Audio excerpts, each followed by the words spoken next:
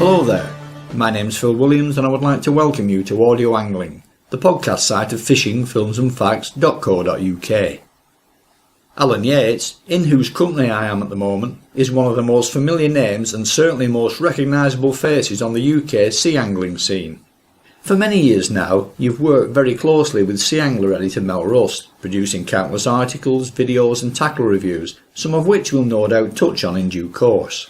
But my main reason for teaming up with you down here at Folkestone today is to talk about your work with SAMF, the Sea Anglers Match Federation, of which you was a founding member. As I understand things, that all came about due to your involvement with the England shore angling team, which at the time was overseen by the National Federation of Sea Anglers. So can we start by setting the scene for what was to become the biggest shake-up in English shore match angling history ever, by having you fill in some of the detail with regard to your career, one that would ultimately become the main catalyst for the formation of SAMF. Well, I wasn't really that keen on match fishing when I first started fishing. I used to bass fish with my father and a couple of his mates. I got into match fishing at school when I won a competition at my secondary school. From then on, I went from sort of starting off at the club level for, must have been 10 years, won a few championships at that, and eventually ended up fishing for England. But, I mean, there was a lot went on between that. I won a lot of opens at one time. I had 13 opens in a row, which is still, I think, something of a record. And nowadays, I'm not so active, I don't do so many, but just this week, I've just come off a run of 3 wins and a second, 2 of them in opens. So I ain't lost it completely. I'm a bit slower. The eyes are gone now, but casting's not quite as good, but the mind still works. But early on, my match fishing career started when matches were large. We see matches nowadays and they're pretty competitive with 30 people in them. I fished when 200 or 300 people fished. And when you won a match them days, I mean, you did have to win it. And there were a lot of people. Match fishing has dropped off now because I've probably done my job too well. I've taught too many people how to fish. And I'm hoisted by my own petard now. I'm getting beaten by people that I've taught. It's very, very competitive. It's a bit elitist now too. Match fishing's gone a bit elitist with measure and return and all those sort of things. So it's not like it was when I first started. Although I still enjoy it a lot and still go every weekend I can. How exactly did the match league setup work back in those early days? Well, of course, I mean, club leagues were very popular in the 60s and 70s, and lots of clubs had put a team in their local league. And I fished for a team from Sandgate called Sandgate Outlaws, and we dominated the Kent League for a number of years. I eventually went to another team. This is what happened with the teams. The transfer system came so bad or so good, depends on which way you look at it, that they pinched all the best anglers and put them in one team, so that the leagues just fell apart because you had guys from Norfolk and guys from Humber, guys from Wales fishing in one team, and the rest didn't have a chance. And that's what happened down here. Our league just fell apart. Once we got 2 or 3 good teams, it was more or less a 2-team league. From the leagues, that's where I probably made my name first in league results and opens. Eventually I did get picked for England. There is quite a complicated story there. I didn't get picked straight away. There's a bit of controversy over it, which eventually led to the formation of SAMF, and I'll tell you about that in a minute. But when I did get picked, it was, as again, the internationals were different then. It was for a 2-man team in a home international. In the old days, they used to fish the first day as an international when I was paired with Tony Burnham from Grimsby, Cleethorpes, where he comes from. And we actually won the international, and I got some stick that day from a couple of the locals. But the way it worked, the next day you had to fish in an open competition, and there was a 360 entry Scarborough match, and I won that as well. Of course, I got a lot of respect because at the time I was getting a bit of stick. Oh, anybody can get in the team and win the international, but how will he do tomorrow? And I ended up winning that as well. So yeah, that was the start. After that, it became teams of 4. And it wasn't until 1990 that we got in the World Championships. England had kept out of it. It was very much a European thing, and it still probably is. There's a few teams from South Africa, Brazil come sometimes, but it's essentially, basically Europe. And we got to the first one in 91 in Holland, and I won a gold medal. I was actually 4th individual, but we won the team gold, which I've always thought was the important thing. The irony about that is that this year, my son Richard fished for England in Holland in the World Championships, and he got the bronze individual medal and his team came fourth. So I consider his bronze is quite a good feat, but I can say I got a gold medal in Holland. After that, I fished from about actually fished internationally from 1980, but we weren't in the World Championships until 91, and I fished for another 12, 15 years. During that time, I won a gold in Ireland, and we had silver in Italy, bronze in Portugal, a couple of bronzes in different places. I had my fair share of individual glory, but I never actually got the gold individual medal, but I got a good collection of team medals. And I came to the stage when I thought, enough is enough, I'll give the young ones a bit of a chance. And we've got quite a young team now, although one or two of the old boys, they're still hanging on. And you've got to have your wits about you. You've got to be able to cast, you've got to have good eyesight, because everything's so small now. We're fishing with little fish, we're using 5-6 pound snoods. And it is refined. It's not something, once you get to 50 and the eyes start going.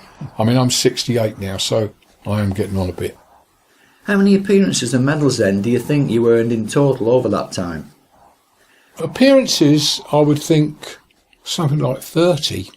It depends. If you count, I mean, I fished for the European Federation, and I did actually win a couple of world gold medals for the European Federation. I won a silver in an individual silver in South Africa, and a couple of bronzes one year. So I fished quite a lot of times for the different organisations, but SIPS is the major organisation, and the teams were then picked by the National Federation of Sea Anglers. They're picked by the Angling Trust now. I suppose overall, medal-wise, for SIPS, I probably had 6 or 7 individual medals. I've got a collection of them up there, but other organisations with European Federation, that sort of thing, probably a few more, quite a lot more. And looking back on them all now, which win or catch stands out above the rest? I've always quoted one, and that was in Namibia. I fished for England in Namibia in the 80s. Actually, it was the year that Southwest Africa became independent and became Namibia. And Margaret Thatcher was at Windhoek on the week we were there. They gained their independence. And I actually caught 2 sharks within the last hour of the competition, and I weighed in 440 pounds with these 2 sharks and only came 4th. And I still think that was because it was so hectic for an hour and a half. The actual story is I hooked a bronze whaler about 200 pound, and I landed it and I was exhausted, and we had a German coach manager, and he more or less got the whip out and got me to get my hook in the water again, and 5 minutes to go, and I was prepared. Because it's hot country in it, I was absolutely shot away. And he said, "Come on, Alan, get out there again." And I cast out again, and damn, if a shark didn't take my bait more or less straight away. And I had 20 minutes to get it in after the whistle. And I landed it with about a minute spare. And then I ended up 4th. And the guy that won it, a South African, won it, and he had one shark of 300 and something, and another one of 290 or something. It was ridiculous. It was really, massive fish and wonderful fishing. You get a chance to go to Namibia. I fished it back in the late 1990s actually with Dave Lewis. I'm no shore fisherman, but as you say, it was incredible. Couldn't go wrong. We caught lots of stem bass and cob and things like that, but they were worth double points when we fished the internationals. All the silverfish were worth double points, but the sharks, they counted single points. But of course they were so much bigger, you had no choice but go for sharks. You had to fish for them. Describe then what it feels like to get that first England call-up. Well, obviously, before you get picked, you're worried about getting picked, and you think, oh, no, I won't get picked. But when you get picked, the first thing you think of is, are you good enough? What am I going to do? Am I going to really be able to handle it? And I must say, I was very nervous. I remember the first time when I went with Tony Burnham, when we were in the home international, and we were at Scarborough, and I was very nervous, and I went up to the booking inn, met Tony. All the other lads were there, all the other teams, because it was only in home international, it's 4 home countries. And I just lost it completely, lost all the nervousness. I just settled down because they were all people that I knew. I was fishing against mates, Scotland. I knew them, I'd fished with them in opens and things like that. So I lost it, I lost all the nerves completely. And from that time, I never really had a problem with it. I have seen other people suffer because it can really go wrong if fishing's like that. Sometimes everything works for you, sometimes it doesn't. And You can't pick when you're going to be lucky or when you're going to be successful. And if you fish internationals, you'll soon find that you're going to have one where it all goes wrong. And you think to yourself, well, I've done so well in an open or a club match, and then a Carlin comes in international, my one chance, and it all goes wrong. And it happens to everybody. And I would say that I've been slightly unlucky in my international career. Never won an individual gold in the World Championships. I fished it about 12 times. Been very close to it, but I've always maintained that the guy that gets the points from the lowly section and not the gold medal winner, the other 3 or 4 in the team that get those vital points are the ones that win the gold medal for the team. And I've never liked the fact the individual competition is in at the same time as the team event because of that, because I've always thought, and I said it in print recently, I was a good weigher in. I could weigh in anywhere. Catching a fish, blanking is just no way you can blank. You can't blank in a World Championships. That is really hard. It's hard on the mind as well. You've got to weigh in. And that was one thing I prided myself on, that I would weigh in. Didn't necessarily want to come last in a zone either. So if you could avoid doing that, and I mean, you look at the good team anglers over the years, once or twice some of them have got a gold medal or they've got a silver medal or an individual bronze. But most of them are pretty consistently, they're going to win sections and come second and third in the section. Trouble with the World Championship, one bad draw and you're blown out of the individual. But you can still affect what happens in the team, and that's the important thing to me. Nonetheless, you've still been up there on the top step of the podium with the team. Oh, yeah. I mean, the first time we did it, there was a story there. It was in Holland, and we were sort of head-to-head with the Germans. And every time we stopped at a petrol station, the Dutch said, "Are you beating the Germans? Are you beating the Germans? Not who's winning, are you beating the Germans?" And when we won it, the Germans were second, and the Dutch played the national anthem for the Germans. As the flag went up, they played the English national anthem twice. We were told at the time they didn't like the Germans because of what happened in the war, but that's a long time ago. But it was funny at the time. I remember world course fishing champion Ian Heaps talking about the time he won individual gold. He described himself as a man's man and not one for much public emotion. But when he was called to the podium with the flag hanging there and the national anthem playing, he just couldn't hold back the tears. That's a measure of how much it meant to him. So how did you feel the first time you climbed onto the podium? It does happen. It's happened to me a couple of times. You well up a bit. The emotion is there, especially when you fish for a week. You fish for a week and every day the pressure's on. And that first year in Holland, we were behind, and we thought we just about got the silver medal, and then we got the gold medal.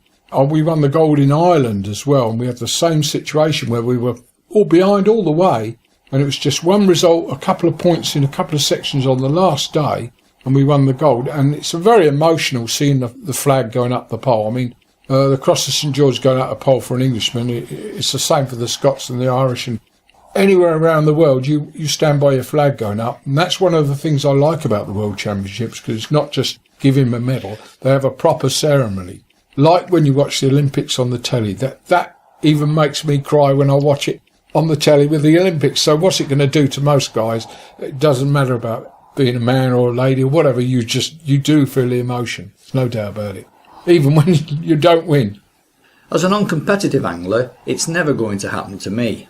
The nearest I've ever been to that is as a national record holder, and even that these days has lost all of its shine as conservation-minded specimen hunters put even bigger fish back unclaimed, discrediting the inclusions in the list. Sticking with the international theme, and having interviewed quite a number of ex-England internationals from the course, game and sea fishing camps, and in the case of the latter, both boat and shore, one notable recurring theme, though not from everybody I would add, has been criticism of both the management style and the underlying politics. Have you any observations to make there? No, I mean, I've got opinions on that. When I was involved in internationals, the team selection was done by a panel or a committee, and you could never please all the people all the time.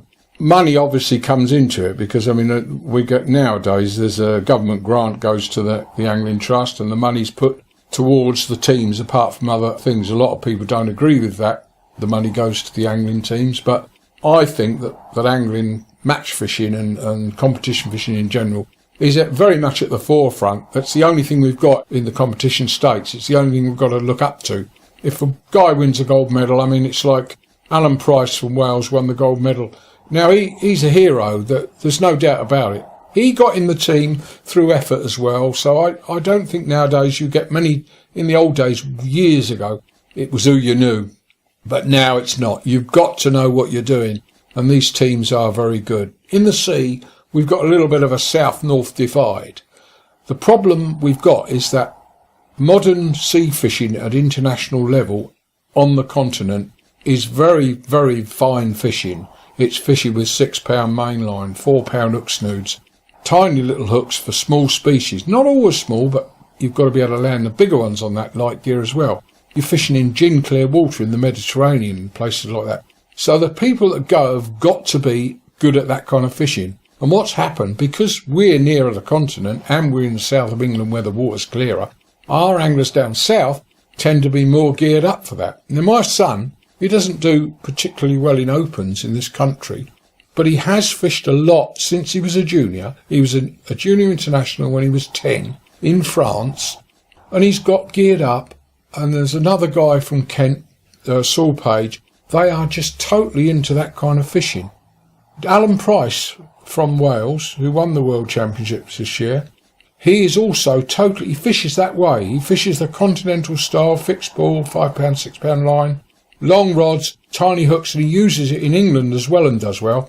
Another Welshman, Joe Arch, who I was in Sardinia last year, and the year before, Joe won the Sardinia Championships. He is also totally geared up to fish for small fish.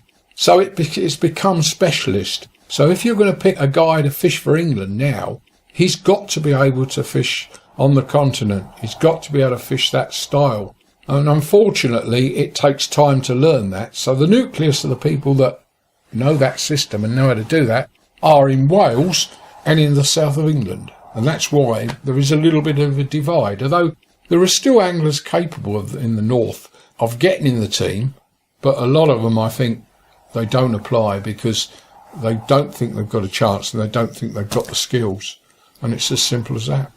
I thought you had to put a performance CV together to be judged on. Yes, you do. I mean, you put your results in, but I mean, if you've got 28 matches catching cod and dogfish, they're not going to be a lot of good in Italy, are they? Whereas some of these guys down here, they pop over to France, they pop over to Belgium, they go to Spain. I mean, I was in Portugal a couple of months ago. Now, I don't fish internationally anymore, and I was in Sardinia. I used my holiday. But a lot of these internationals now, that's what they do, and that's how you get good at it. You know, you just can't turn up on a beach in Sardinia and catch fish. It's taken some of these guys 10, 15, 20 years even. I mean, the guys like Ian Golds, he's back to internationals at the moment. Now, he's getting on a bit, but he's still a very skilled light line fisherman. He's very akin to freshwater fishing, I suppose. It's like the coarse anglers, they're the same. They've got to be good at pole fishing. And if you don't pole fish in freshwater, you're not going to get in the World Championship team. Here, if you don't fish continental style, there's not much chance of you getting in the world team. I wouldn't have thought, anyway. So you still need to serve your apprenticeship and come up through the ranks. It's just that now it's a different apprenticeship. Yeah, it's a different apprenticeship. You've got to nip across to France and Belgium and generally get on the continent and get that style of angling under your belt. And it's no longer jobs for the boys. No, definitely not anymore. I mean, the other thing about it is, of course, our fishing's going down the pan and we're catching up with the continent very quickly, especially on the south coast where I live in Kent and right through Hampshire and Sussex. The fishing's gone to pot a bit and it ends up being very continental style. Now is probably the right time to switch our attentions to match fishing matters outside of the international camp.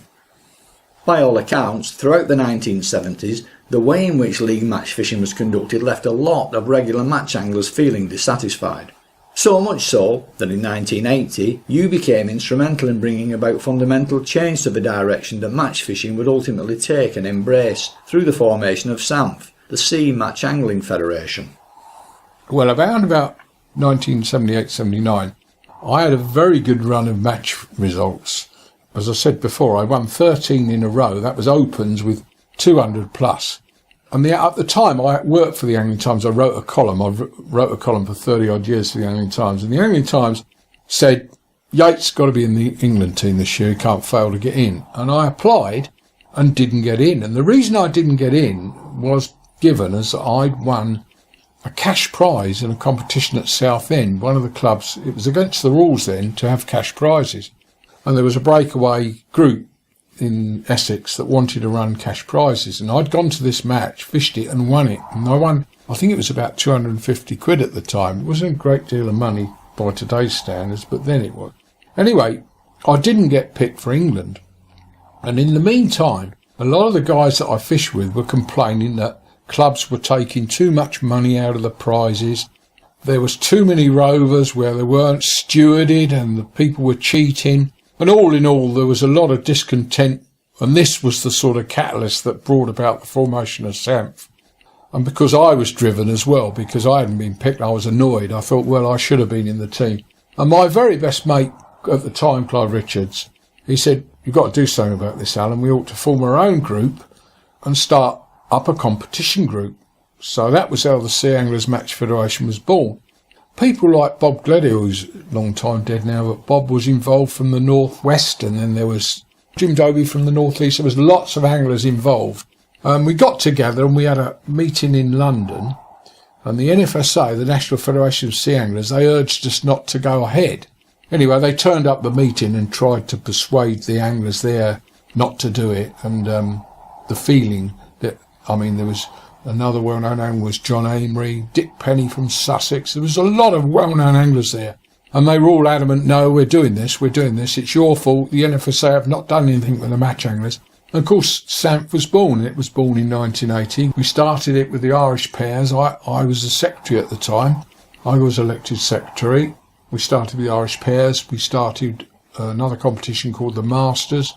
And to be honest, it went on and it did good things, because in the end, the NFSA, which is now the Angling Trust, adopted SAMF match rules. European Federation adopted SAMF match rules. And much of the SIPS rules, which is the world body, headquarters in France, but the world body, SIPS, they have now got SAMF match rules, or more or less a version of them. Catch and release came in. Present time, the Match Federation is struggling. I'm not actually a member anymore. And I resigned from the secretary's job in about 93, something like that. And in recent years, I haven't joined because I felt that the Federation has done its job. With the amalgamation of the sport of angling through the Angling Trust, I felt there's not any room anymore for the smaller national bodies, if you like. We should let the Angling Trust do everything, and I think every angler should be a member of the Angling Trust. Every young angler especially, who wants to get involved and wants to fish matches and wants to take part in everything. So I've really not followed up with SAMF now. They're still going, but as I say, they're more or less like a club now, just a small club. But it was an eventful time. It was controversial at the time. I've still got the cuttings from the Angling Times, and it made the national press. You can imagine anglers break away, and it was good fun at the time. Well, it kept me busy because I was secretary for 10 years, and that was hard work with over 1,500 members at the time. It may well be like a club now, but back then it was a political force to be reckoned with, and as you say, stimulated a great deal of change. So perhaps you could expand a little more on those achievements. Obviously, the first thing they did was to introduce the cash prizes. Now, this is still probably controversial, and I still think that it was probably the ruination of match fishing, because what happened, all the clubs immediately wanted cash. They had some good big competitions with prizes, and instead of what we thought would happen was that the matchmen themselves would have their cash prizes, and the big events would have their cars and their, these sort of things. But what happened, everybody went cash, and of course it's easy because you don't have to go out and buy a load of prizes, you just pay out the money you got. And that was the one thing that probably went wrong. If it had stayed as it was with cash prizes being allowed, it probably would have been okay. But what happened was we get to the situation now where there's very few big competitions. Anglers have got good, they've got better, and they're going for the cash, and it's more competitive. So the average Joe hasn't got so much chance. Add to that, the fishing's not as good. You can't get a big cod come along and win a competition nowadays. But the other things that the Match Federation brought out was stewarding. We brought out bag labels, and fish were signed in as they were caught. as the forerunner for measure and return. Fish are measured and signed in as they're caught and then released now. But that, in general, we even had a rule that said that the club couldn't take more than 30% of the entry money in profit, because lots of clubs were running an open of the year just to sort of fill their bank balance, and they were paying very little back with some really terrible prizes. I mean, that I can remember how bad it was because I was there, and how much these clubs were taking more than 70% out of the entry fees and giving a few bottles of wine to these guys, and that's what they didn't like. So we did some good things. Of course, pegging was a major factor. The pegging and security of the matches, they're much more secure nowadays. We do still get the odd cheat, but he usually gets caught because the system is so good. But in those days, when it was a rover, there was a lot of matches where Fred went round the corner with his mates, or he'd come back with a bag of fish and his mates wouldn't have any, or they'd be fishing out of bounds, or they'd be fishing in the boat, or whatever that was going on. There was an incident last year where somebody was caught cheating, but that is rare now. It's quite a rare occurrence. The system works, basically. As you've said, prior to SAMF, the NFSA wielded all the sea angling power. But since SAMF, the NFSA has evolved into the Angling Trust. Have you any other observations to make regarding either organisation, and indeed what the future steered by any subsequent sea angling regulatory body might actually bring? We moaned about the National Federation of Sea Anglers, but they did a lot of work. I mean, I stood on their standing committee for a lot of years. I was a local divisional treasurer and secretary for a lot of years, and they did a lot of work. Unfortunately, when the government decided that they were only going to talk with one body, the National Federation folded because they just couldn't compete. The Angling Trust came in, took over, and they major on coarse fishing. I mean, there's no doubt whatsoever about that. Nobody can argue otherwise. They do a little bit for sea angling, and there's a possibility that they will do more in the future. There's lots of potential for them to do a lot of good because they've got the commercial lobby to fight. Coarse fishing is pretty well sorted now. I mean, anybody who's a member of a freshwater club, and I do a lot of coarse fishing, they've got it made. You've got a grant to fill your lake up with fish. You can have as many as you like, more or less now. And in general, coarse fishing is wonderful. You just go along in a puddle full of fish and catch loads. That's lovely. But in the sea, it's the complete opposite. You go and compete with the trawlers. And I think the Angling Trust will eventually fight Sea Anglers' Corner. There's little glimpses of it now. It's going on where, there's a bit of work going on to give us some protection, or some protection inshore. I mean, I think that's what most shore anglers would want. They want some sort of restriction on trawling and netting right up to the beach. And that may yet come in a few years' time. At the moment, we've got the EU. Now, we've just got the EU allowing bigger quotas for place and sole this very day. And they're also continuing with this discard argument. They're saying, right, we won't allow discards anymore, we'll keep the fish. And of course, what that means is that more fish are going to be caught, more fish are going to be killed. It's all about money. I hope the Angling Trust can do the best they can because they're fighting an uphill battle when it comes to the sea. But eventually, I think we'll get our way. It won't be in my time, but in our kids' future, there is a possibility that they'll have the fishing as good as it was when I was their age. I mean, crikey. I go fishing 10 times in the winter. I've been this year 10 times and not caught a cod. And I said to one of my mate, John, he's 75. I said, do you remember when we used to go? It used to be 10 cod a time, not 10 times with no cod. And I actually caught, in the 60s, 100 cod over £10 in a season. And, that was from the beach. Now I don't catch one £10 cod from the shore 1 year to the next. It's just ridiculously poor, the fishing. Of course, anglers, they enjoy their fishing and they make do. I've seen it on the continent. They make do with what they got. And though I might laugh and say the fishing's crap or rubbish or poor, to them it's not, because there are fish. The sea's rich. It's full of fish.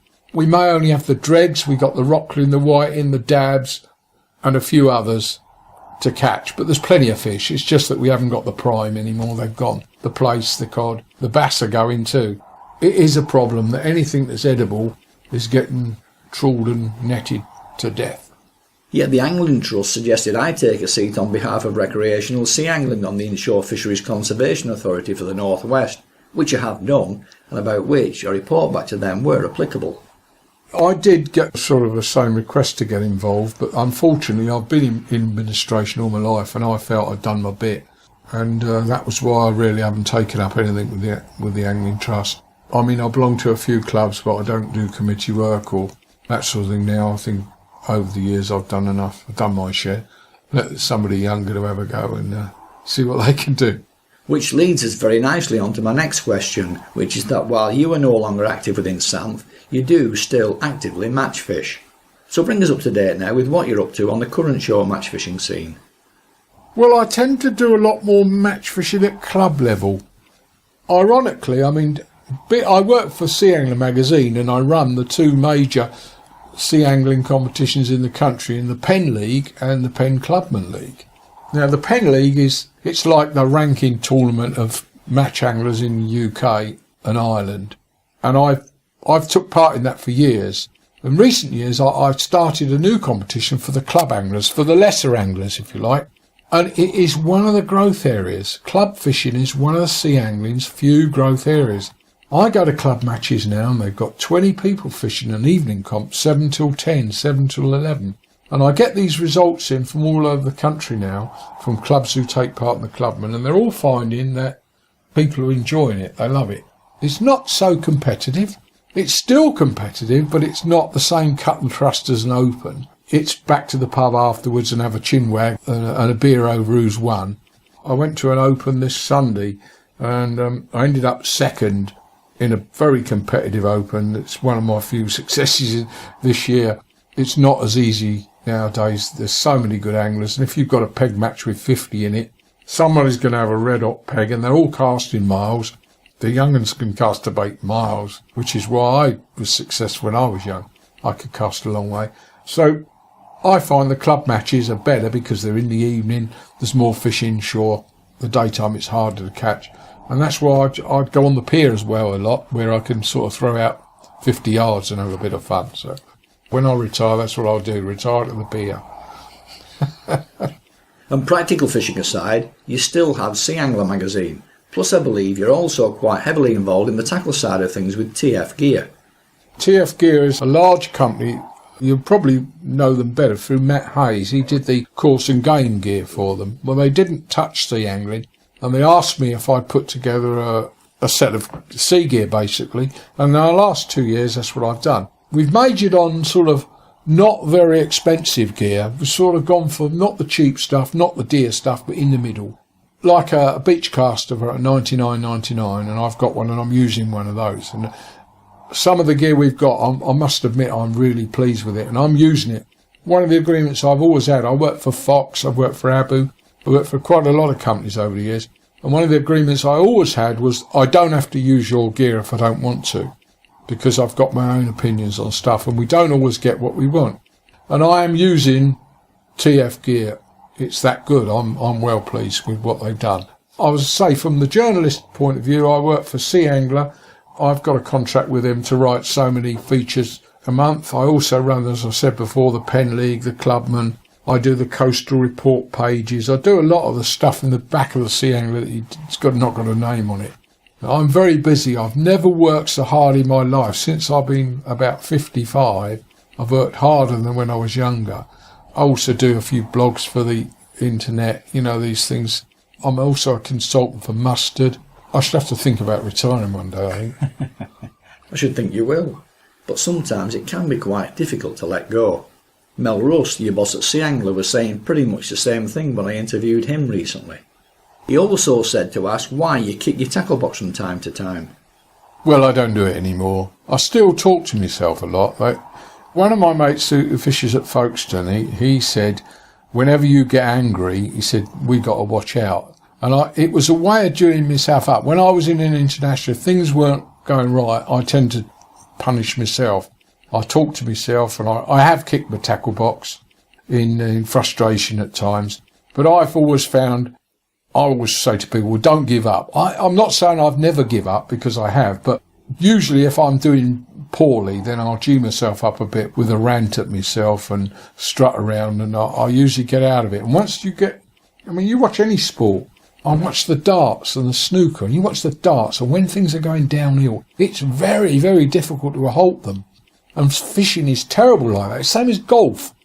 If it's not running for you, there's little you can do, and that's my way of getting out of it. I have a good shout at myself and talk, natter. And quite a lot of the anglers will laugh. They know, they say, oh, well, he's having a little he's having a chat with himself. But quite often it gets me out of the hole and gets me starting again and gets everything moving, and I improve. And I've won a lot of matches after being down the pan halfway through by suddenly reinventing myself through a good moan and gone on to catch something. So, yeah, I recommend it. But you've mellowed. Yeah, well, I've mellowed a bit. I still muttered, but I don't mutter so loud. So what does the future hold for Alan Yates then? Well, I'm going to carry on fishing as long as I can. I'm going to carry on working as long as I can. I'm one of those lucky people that's got a job that I love doing. It's not hard work writing about fishing and talking about fishing all the time. I just absolutely love it. I still do my own bait digging. I've just been back from pumping now. I'm pumping a few lugger. And I've always thought that angling has kept me reasonably fit, and I'm going to keep doing it as long as I can, there's no doubt about it. Has either your emphasis or your outlook changed, though? No, because you still want to win or want to catch a big one, don't you? I course fish, I match fish, and I trout fish, and I do every kind of fishing you can think of. And I'm quite happy catching a 3-inch gudgeon or a 5-ounce pout if it counts for something in a match, which is why I like match fishing, because you're against the other people, you're against the fish. I've done specimen hunting to the hilt. I think fish are stupid, and I could catch them all day if I choose when and where to go. But it's not the same with match fishing. It's different challenge, and I think that's why I will never relinquish the match fishing. I've gone off the freelancing a little bit. I go up to the carp lake sometimes and sit there and bag up a load of carp, and I think, well, what am I doing this for? This is easy. These carp are stupid. And it would be nice if I could do that with cod, but I can't do that anymore. So I'll carry on with the match fishing. Nice challenge. I just don't see I'm going to stop. There's only one way I'll stop. It's like most anglers, I think. Yep. Fall off the end of the pier or something. And looking back now over the entirety of what you both attempted and achieved, are there any regrets?